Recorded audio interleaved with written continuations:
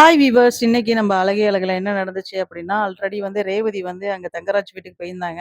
So இத வந்து டக்குன்னு வந்து இவங்க பாக்கியராஜ் நெனைக்கிற டைமிங்ல அவங்க ரேவதி ஃபோன் அடிக்கும்போது, 2 பேரும் டிஸ்கஷன் பண்ணாங்க. "இப்ப எப்படி இருக்காங்க? பரவாயில்லையா? ஒண்ணும் பிரச்சனை இல்லைல?"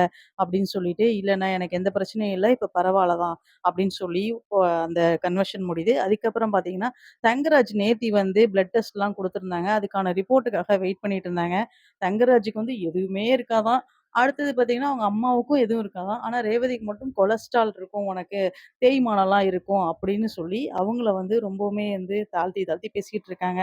ஸோ இந்த மாரி பேசிட்டு இருக்கும்போது, "இல்லங்க எனக்கு எதுவும் இருக்காது" அப்படின்னு சொன்னா, பார்க்க போனா இப்ப தங்கராஜுக்கு தான் ஏதாவது உடம்புல பிரச்சனை இருக்குன்னு சொல்லி ரிப்போர்ட் வரப்போது.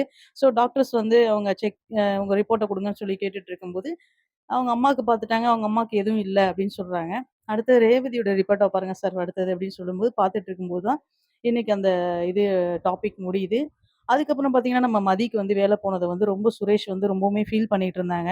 இந்த மாரி வந்து மாமா இப்படி பண்ணுவாங்கன்னு எதிர்பார்க்கல அப்படின்னு சொல்லி, நம்ப அழகுமதி வந்து கிளம்பிட்டு இருக்காங்க ஜாப் இன்டர்வியூக்காக. அந்த டைமிங்ல சுரேஷும் வந்து வேலைக்கு போறதுனால, அழகுமதிட்ட கேட்குறாங்க, "நான் அந்த பக்கமா தான் போறேன். நான் வேணா உன்ன ட்ராப் பண்ணிடவா?" அப்படின்னு சொல்லி, "இல்ல பரவால்ல நான் கேப் புக் பண்ணி போய்க்கிறேன்" அப்படின்னா, "இல்ல இங்க வந்து ப்ராப்பரா பஸ்ஸும் வராது.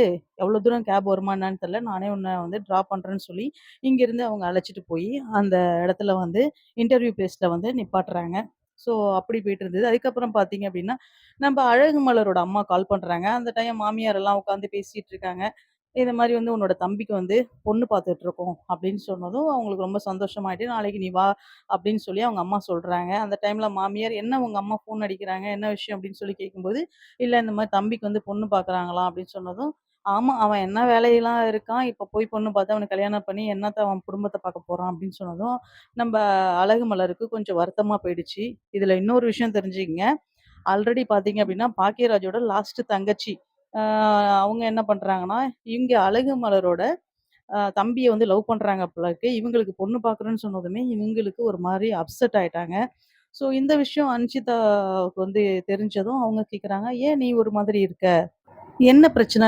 என்னோட தம்பிக்கு வந்து இந்த மாரி மேரேஜ் பண்றேன்னு சொன்னதும், "உன் மூஞ்சி ஏன் இப்படி ஆயிடுச்சு? ஒரு மாரி அப்செட்டா இருக்க. என்ன ஏதாவது மனசுல நெனச்சிட்டு இருக்கியா?" அப்படின்னு சொன்னதும், "ஆமா" அப்படின்னு சொல்லி சொல்றாங்க. உடனே வந்து அழகுமலர் சொல்றாங்க, "அந்த நெனப்பெல்லாம் வச்சுக்காத.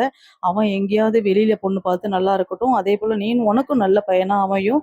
அந்த மாரி எண்ணத்தெல்லாம் உருவாக்கிக்காத. உனக்கு இங்க நம்ப மாமனார், மாமியார் பத்திலாம் உனக்கு இங்க நான் எவ்வளோ அவஸ்தைப்பட்டுட்டு இருக்கேன். எல்லா விஷயமும் உனக்கு தெரியும். இதால ஒரு பெரிய பிரச்சனை வரும். அதனால நீ வந்து வீட்ல பார்க்குற மாப்பிள்ளையே கல்யாணம் பண்ணிக்க" அப்படின்னு சொல்லி நம்ப அழகுமலர் சொல்றாங்க.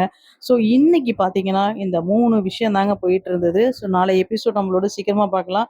எல்லாருமே வேலைய விட்டு வந்து இந்த எபிசோட வந்து மிஸ் பண்ணியிருப்பீங்க. ஸோ அதுக்காக தான் உங்களுக்கு நான் வந்து வாய்ஸ் ஓவர் பண்ணி குடுத்துருக்கேன். நம்மளுடைய சேனல மறக்காம சப்ஸ்கிரைப் பண்ணிடுங்க.